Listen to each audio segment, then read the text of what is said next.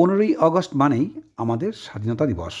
আর স্বাধীনতার আন্দোলন বললেই যাদের নামগুলো মুহূর্তের মধ্যেই চোখের সামনে ভেসে ওঠে, অবশ্যই তাদের মধ্যে উত্তম কুমারের নামটা আসবে না, আসার কথাও নয়। কিন্তু উত্তম কুমার ভারতবর্ষের স্বাধীনতা আন্দোলনের সঙ্গে যুক্ত ছিলেন।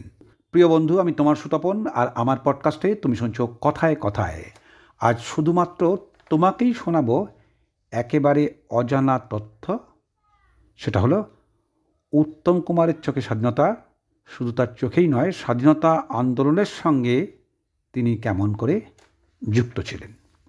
আজ সেই অভিজ্ঞতার কথাই উত্তম কুমারের মুখে, মানে যেটা তিনি আত্মজীবনীতে লিখে গেছেন, সেটাই আমি তোমাকে পাঠ করে শোনাবো।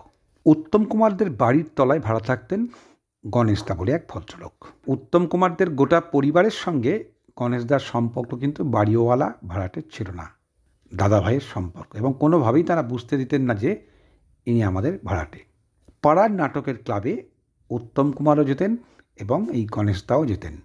উত্তম কুমার বলছেন, গণেশদা আমাকে সিনেমায় নামার সুযোগ করে দেবেন জানতে পেরে এর আগেই আমি আনন্দের আতিশয্যে ছুটে গেলাম মায়ের কাছে।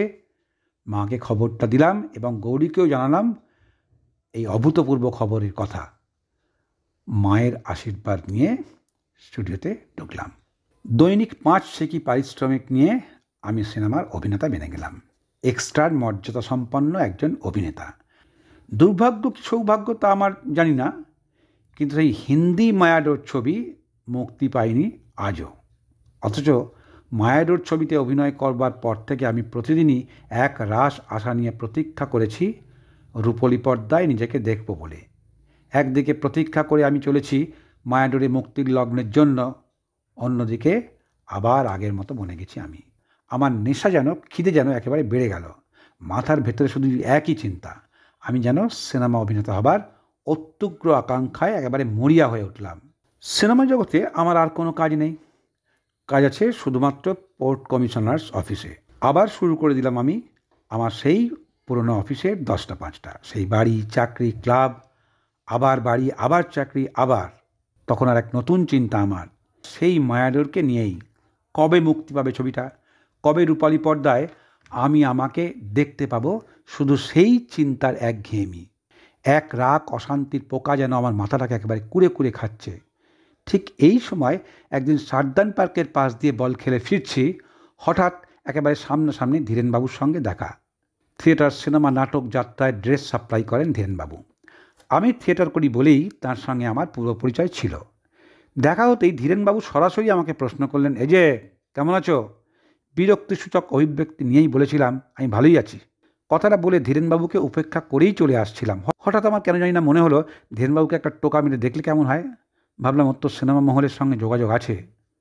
কথাটা আমাকে বলতে হলো না, আমার মুখের ভাষা ফোটবার আগেই ধীরেনবাবু বললেন, শোনো, তুমি সিনেমায় অভিনয় করবে? এই যেন মেঘনা চাইতেই বৃষ্টি। কথাটা শুনে আমি অত্যন্ত খুশি হয়ে গেলাম, আনন্দে একেবারে আত্মহারা হয়ে গেলাম।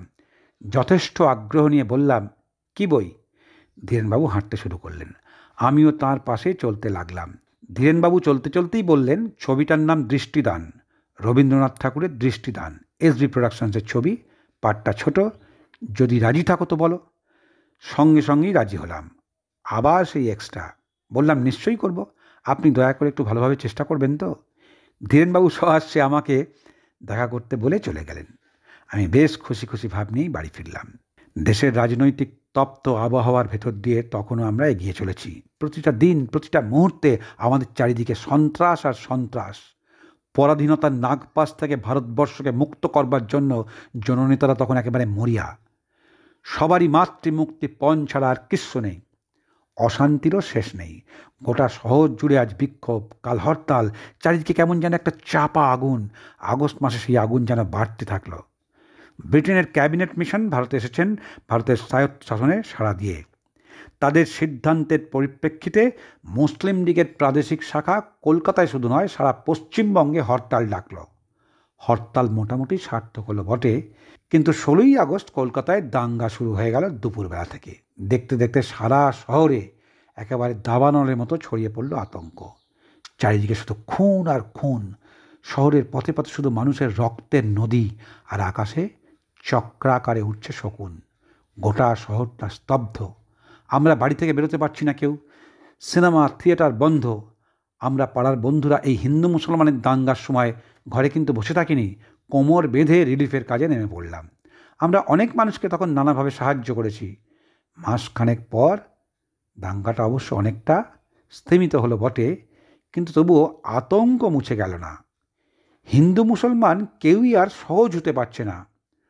1946 সালটা চলে গেল। 16ই আগস্টের প্রত্যক্ষ সংগ্রাম দিবস, ইতিহাসের পাতায় একেবারে রক্তের আলপনা রেখে। তার জায়গায় 1947 সাল এসে দাঁড়ালো আমাদের সামনে আর এক ভয়ঙ্কর রূপ নিয়ে। এই সালের 26শে মার্চ থেকে আবার হিন্দু মুসলমানের ভয়ঙ্কর দাঙ্গা শুরু হয়ে গেল। চতুর্দিকে শুধু মৃতদেহ আর মৃতদেহ। সে এক রোমহর্ষক ব্যাপার। মে মাসে বেলেঘাটা তালতলা অঞ্চল মিলিটারি দখল করে নিল। এলো সেই দিন, কংগ্রেসের অখণ্ড ভারতের স্বাধীনতার স্বপ্ন হারিয়ে গেল। 3রা জুন ব্রিটেন ঘোষণা করল ভারত আর পাকিস্তানের স্বায়ত্তশাসনের কথা। ভারত দ্বিখণ্ডিত হলো, আর 20 জুন বাংলাও দ্বিখণ্ডিত হলো। ভারতবাসীর সেই চরম দুঃখের দিন আমরা দু চোখে দেখলাম। সে এক চরম মানসিক অস্থিরতা, অসুস্থতা আমাদের। এর মধ্যে আমরা আবার রিলিফ দিলাম। খিচুড়ি রান্না করে আমরা খাওয়াতাম। তার মধ্যে আমার রক্তে আগুন জ্বলত। একদিন একটা গান লিখলাম আমি। সেই গান আমরা গেয়ে গেয়ে পাড়া পরিক্রমা করলাম। সেই গানের সুরও দিয়েছিলাম আমি। পরে সেই গান অনেক জায়গায় আমাকে শোনাতে হতো। গানটা লিখেছিলাম এই রকম: हिंदुस्तान में क्या है तुम्हारा ओ ब्रिटिश बेचारा, अभी चली जाओ इंग्लैंड बजा कर बैंड, मंदिर मस्जिद में पूजा आरती, मस्जिद में सुनो अजान पुकारती, दिल के दिलाओ दिल हिंद मुसलमान, सारी हिंदुस्तान में आई तूफान, गरीबों को दुखों की होगी आसान। সেই তপ্ত আবহাওয়ার মধ্যেই মায়াডোর ছবির শুটিং হয়েছিল, যা আগে বলা হয়নি। তারপর এলো 1947 সালের 15ই আগস্ট। এই রক্তবর্ণ তারিখটা আমাদের এনে দিল শান্তি আর স্বস্তি। ভারতবর্ষ স্বাধীন হলো, আমরা স্বাধীনতা পেলাম। তবে 1 সেপ্টেম্বর আবার নতুন করে দাঙ্গা শুরু হলো। স্বাধীনতার পরেও দাঙ্গা। ধীরে ধীরে সেই দিনগুলো কাটিয়ে উঠলাম। এই তো গেল উত্তম কুমারের নিজের কথায় নিজের হাতে লিখে রেখা আত্মজীবনী থেকে কেমন করে তিনি ভারতবর্ষের স্বাধীনতা আন্দোলনে যোগ দিয়েছিলেন। এটা তো গেল খুব সামান্য, মানে বিন্দুতে সিন্ধু দর্শন। আসল কথাটা এর পরের ভিডিওতে বলবো, যেখানে কেমন করে 121 জন মুসলমানকে উত্তম কুমার এবং পুরো পরিবার মিলে দাঙ্গার হাত থেকে প্রাণ দিয়ে তাদেরকে শেষ হয়ে যাওয়ার হাত থেকে বাঁচিয়েছিলেন। মহানায়ক একেই বলে। নায়ক কথাটার অনেক বড় ব্যাপ্তি। শুধু ছবি করলাম আর টাকার গাড়ি নিয়ে ঘরে চলে গেলাম, মিডিয়ায় মুখ দেখালাম নয়। নায়কের কাজ হলো যথার্থ মানুষ হয়ে ওঠা, মানুষের পাশে দাঁড়ানো। এর পরের ভিডিওটা অবশ্যই দেখবে কেমন করে নিজেদের প্রাণ বাজি রেখে উত্তম কুমার এবং উত্তম কুমারদের বাড়ির প্রত্যেকটা মানুষ, মহিলারাও কেমন করে মুসলমানদের আগলে রেখে, হিন্দু হয়ে নিজেদেরকে মৃত্যুর হাতে সঁপে দিয়ে তাদেরকে বুকে করে আগলে রেখে বাঁচিয়েছিলেন। আর আমার কথাটার যথার্থ প্রমাণের জন্য অবশ্যই আমি উত্তম কুমারের আত্মজীবনী, যে বইটার অনুলেখক গৌরাঙ্গ প্রসাদ ঘোষ, এই বইটা অবশ্যই পড়বে। সববার আগে তোমার মতামত দেবে। মতামত দেবার আগে অবশ্যই চ্যানেলটাকে সাবস্ক্রাইব করে লাইক, শেয়ার, কমেন্ট করবে। বেল আইকনটা প্রেস করে দিয়ে অল করে দিতে কখনোই ভুলবে না। সববার আগে তুমি ভালো থেকো বন্ধু। শুভ স্বাধীনতা দিবস 15ই আগস্ট। প্রত্যেকটা মানুষ স্বাধীনভাবে তাদের সমস্ত রকমের স্বাধীনতার অধিকার ফিরে পাক। সবাই ভালো থেকো।